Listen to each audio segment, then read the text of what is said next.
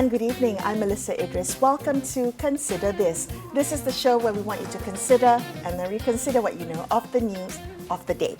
So Malaysia wants to move up the global value chain by building a full rare earths industry, from mining to high-value manufacturing, what's called mine to magnet. Now, joining us on the show today to help us consider the benefits and the challenges of developing the rare earth industry domestically, I have Professor Emeritus Dr. Tham Siew, who's from UKM's Institute of Malaysian and International Studies, better known as IKMAS. She wears several hats, among which are she's also a visiting senior fellow at the ISEAS-Yusof Ishak Institute in Singapore. She's a board member of ISEAS Malaysia and a trustee of Khazanah Research Institute. Prof. Tham, welcome to the show. Thank you so much for joining me today. So I think a lot of people are familiar with the term or with rare earths and know that it's being used in many essential technologies today, from our smartphones to our electric cars. But I'm hoping you give us a lay of the land in terms of what the global rare earth industry looks like. So talk to me a little bit about where supply and demand is coming from. Good evening, Melissa. Thank you so much for inviting me to this program. Okay, if we look at the global context, we have what I call excess demand. So demand for rare earth is growing because of its use in modern technologies. So these are increasing very rapidly. As long as there's demand for new technologies, there will be demand for rare earth. But supply, unfortunately, is constrained. It's constrained to the few countries that have the rare earth in terms of mining, as well as the mining technology, and the few countries that have the processing technology and the technology to produce the magnets used for both commercial purposes as well as for defense. Oh, so we have this, what we call dual-use technology. So now we come to the geopolitics of it. Okay. The geopolitics of it is that processing technology as well as the magnet technology is dominated by China. Dominated, 85 to 90%. Mining is a bit more distributed. There are a few countries mining, but it's the processing technology as well as the technology to produce magnets, which are dual use. So you can use it for defense, for missiles.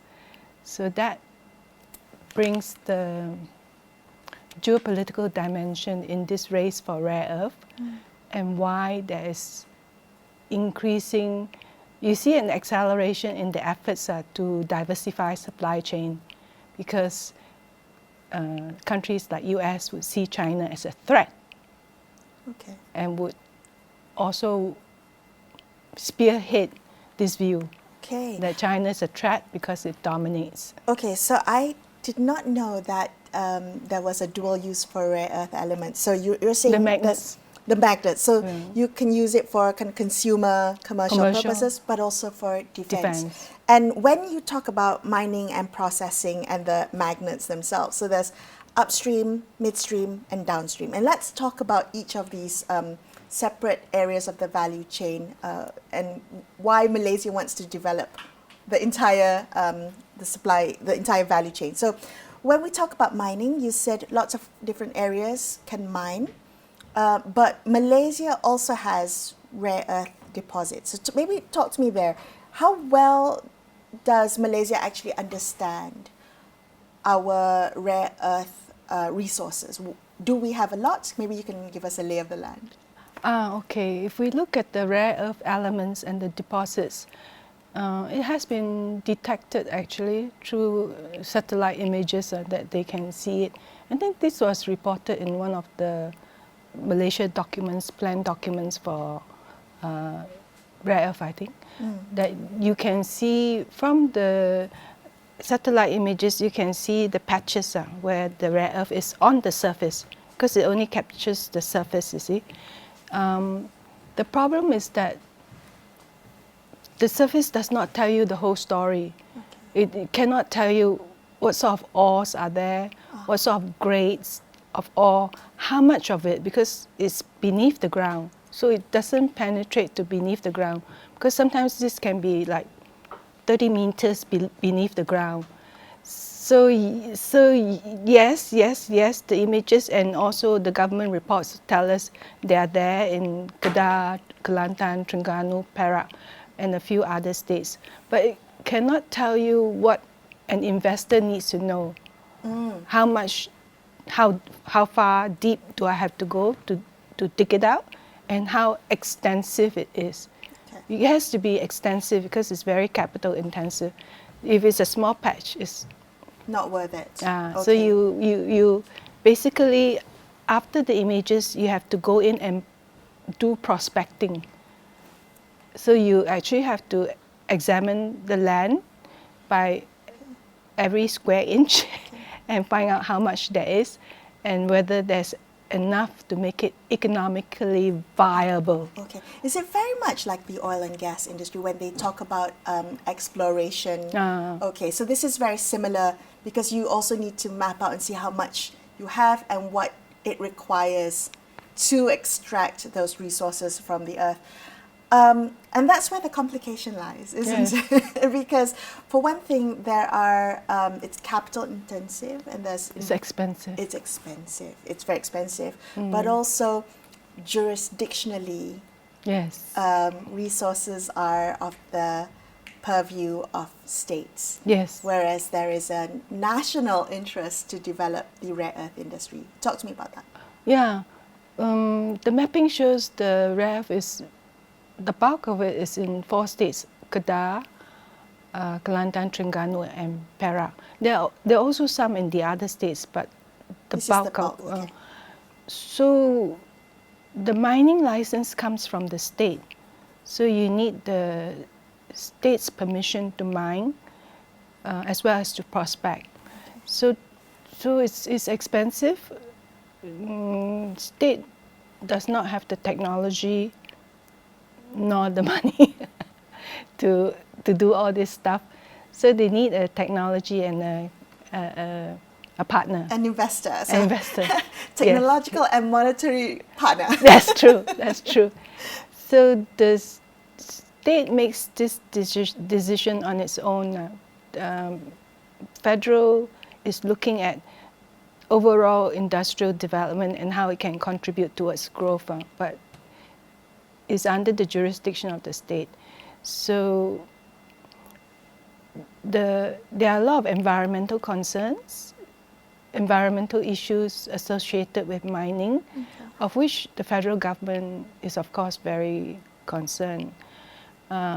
So for example, a lot of the stuff is actually in the forest or near the forest areas. And these are gazetted, right? Okay. Forest reserves. Yeah. So the federal government wants to protect the forest, but the state wants to take out the minerals. So of course we can talk about different mining technology. So if you do the open cast mining, then you have to chop down all the trees, and that's an environmental disaster, right? Because you will kill all the habitats and the wildlife, and our biodiversity will all disappear if you chop down all the forests. So of course there's great resistance, you must protect the forest, carbon sinks, So then the option is, yes, we can take it out, we can use alternative methods. I have heard that before. What do you think about that, Prof. Tham? You don't have to chop the forest. So the counter argument is we are not going to chop the forest, we are going to do in situ leaching. So this in situ leaching, basically, you have already identified where the minerals are, you drill. You drill in and you flush in chemicals to flush out the stuff. It's very water intensive, uses a lot of water, uses chemicals. You need to use chemicals to flush this stuff out. So it's true, you don't chop down trees. That doesn't make it environmentally friendly. Because you flush in the chemicals, you flush out the stuff, and you have to do this carefully because you You don't want this chemical water to seep into your underground water or your river water or contaminate the soil around, you know. It can do that. Of course, they say you can do the pond, and the pond will keep all that wastewater and it will not leak. But nothing is leak-proof. We have our monsoon weather, you know, torrential downpour. So you can have overflow, the embankment may break, and then all the stuff will flow out into the river.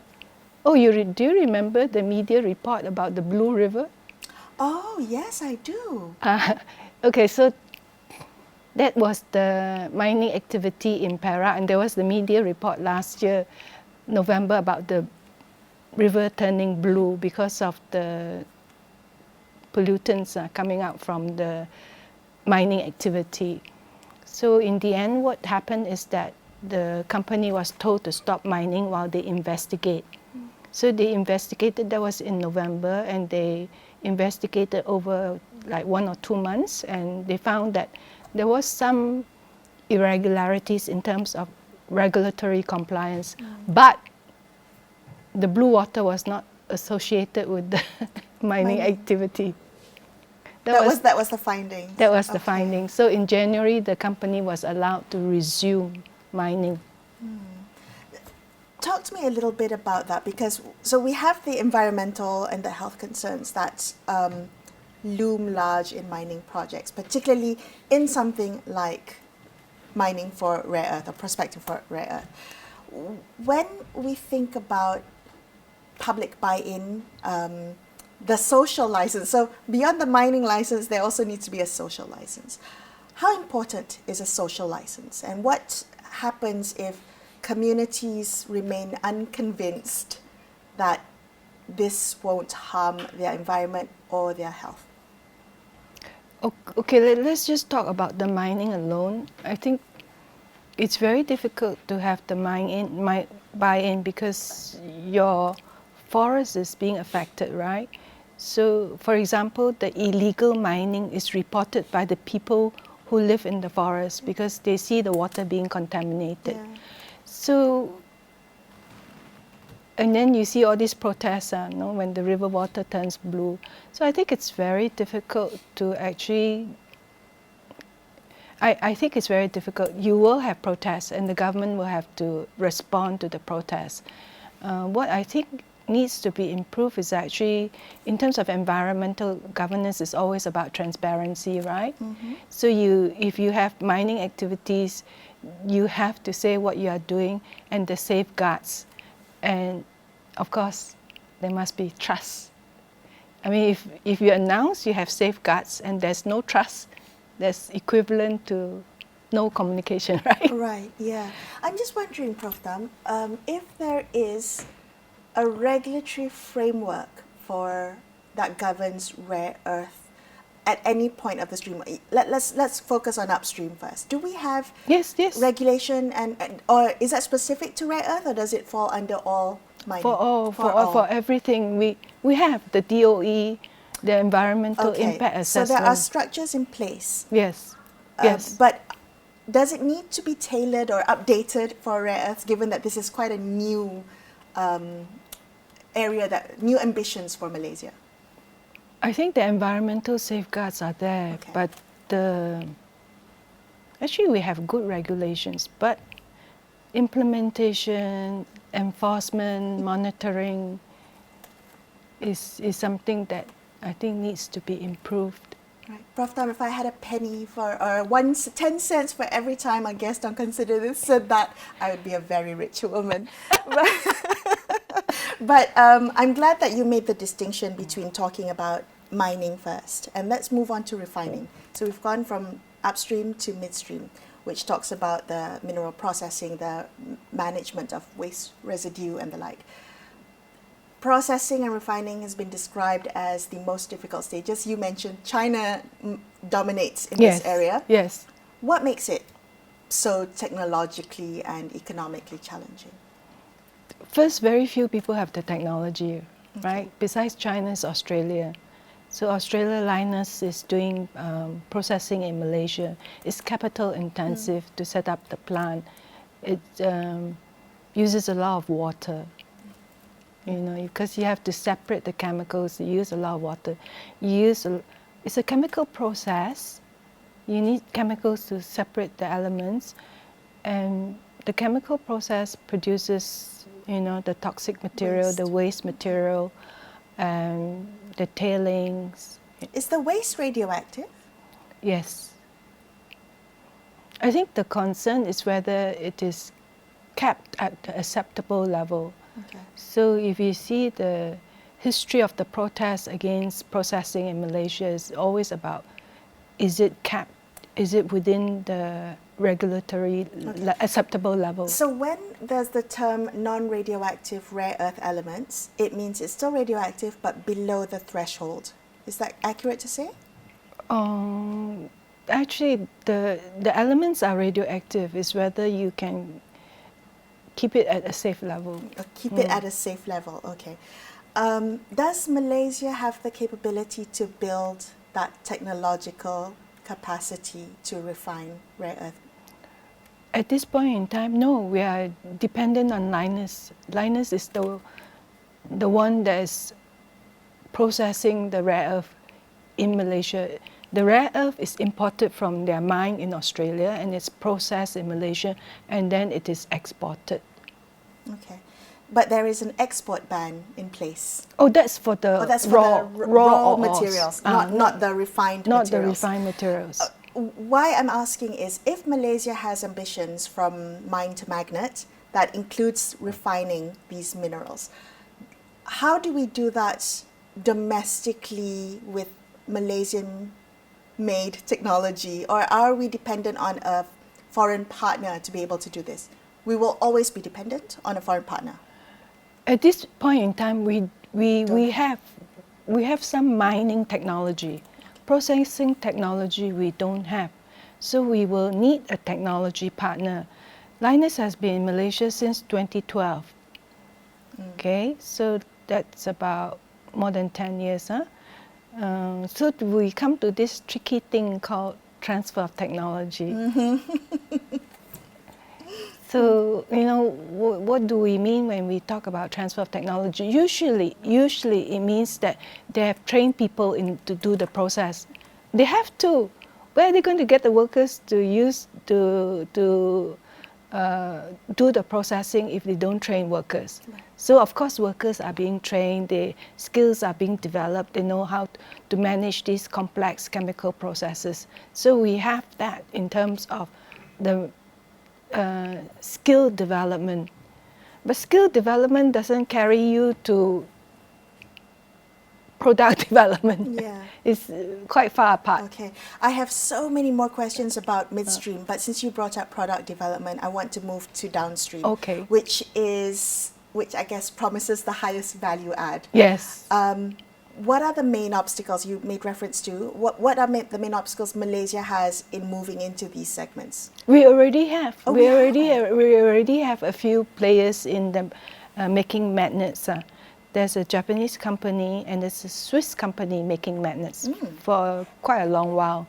The inputs are all imported. They make the magnets and it's all exported. So they are already here. The thing is that what we want is a vertically integrated value chain. So that means we mine the ore, we process it ourselves, then we make the magnets. That's the vision, right? That's the vision. But of course, we don't have the technology. So the idea is that you want to get in more foreign direct investment in these manufacturing capabilities, boost our capability and be able to, at some point in time, develop the product ourselves. But that comes back to the transfer of technology. What is usually transferred is the process. Nobody is going to tell you how they make the product, right? That's an industry secret. Yeah, it's your comparative advantage. So are you going to give it to me? Understood. Okay. I want to talk about the current policy in place and what you hope to see going forward. So we have this really ambitious dream of building this value chain. But when you look across the value chain, Prof. Tham, where do you see the most acute risks? Actually, there is at every At every stage. stage. What I think is difficult is that you want the vertically integrated chain in Malaysia when you don't have the technology and you actually don't have the capital. I think that part is very tricky because it requires huge coordination. So you must be able to mine the ores, enough of it for you to set up a processing plant, and then the processing plant will produce the stuff that these manufacturers want. Right. So you need to coordinate. You see, in the case of Perak, they had a pilot project. That's right. And they mine the ores. There's no buyer in Malaysia. So they have to have it exported. So they were given the waiver from the export ban because there's nobody buying it in Malaysia. Right. Linus doesn't buy from us, they buy from their own mines in Australia. So the ores cannot be processed here because we don't have the technology. a buyer. A Manufacturing plant, a processing plant here that says, I'll take your ores and I'll process it. Okay. Can I ask you about the geopolitics you referenced a little bit earlier? Does that limit Malaysia's, or actually the question is, how does that affect Malaysia's room to maneuver when we're looking for a partner? Technology partner. Because essentially you need a partner, but there are geopolitical considerations of both sides. Yes. Yes. I'm referring to the US and China essentially. Yes. So this is the key issue in terms of technology partner because China has the technology. Yeah. But they also said they are not going to transfer technology. They also said that they will not transfer. So in the ideal, they have the technology, but they said they won't transfer. Plus, US doesn't want China in the equation. So that's also another limitation. So in terms of technology partner, what is happening is like this. We have Linus here processing, which is expanding their production capacity. They're going to expand their processing. This, I think, probably has to do with their license renewal being up in March 2026. Oh, it's coming up soon. Yes. So they have expanded their production capacity. They have partnered with a Korean technology company to manufacture magnets. So they have a little vertical integration there. Linus brings in the ores, it's processed in Malaysia, it's sold to a manufacturing plant which are working with them in terms of manufacturing the magnet. So they have that little vertical integration there, except that our miners, the ores, are not in the loop. Oh, because there's no vertical. We don't have. They are prospecting. They are not yet mining. They will mine when they can find the partner and the money. Oh, wow. I see so many hurdles to our ambitions. So in the couple minutes that we have left, can I ask you what, based on your research, your observations, you've been working on this for several years, what is it that you would like policymakers, both state and federal, to prioritize or to focus on moving forward? I really think they need to improve their coordination because this is a sector that straddles a few agencies. It's not all within one agency. So mining is under the state, under NRES, and then the processing is under the atomic AELB, Atomic Energy Licensing Board, because of the radiation. That's under MOST. And then the manufacturing is under MET. So you need to coordinate across the agencies as well as between the federal and the state. That's a lot of players involved. Yeah. So there are multiple players without even the consultation yet. So you have to consult your public. Public, yes. And also involved industry Yes, as well. yes. Prof. Tham, thank you so much for laying it out. I feel I have a clearer understanding of our ambitions and the challenges that lie ahead. But thank you for your time and sharing your work with us. I appreciate it. Thank you. Thank you for having me. That's all the time we have for you on this episode of Consider This. I'm Melisa Idris, signing off for the evening. Thank you so much for watching, and good night.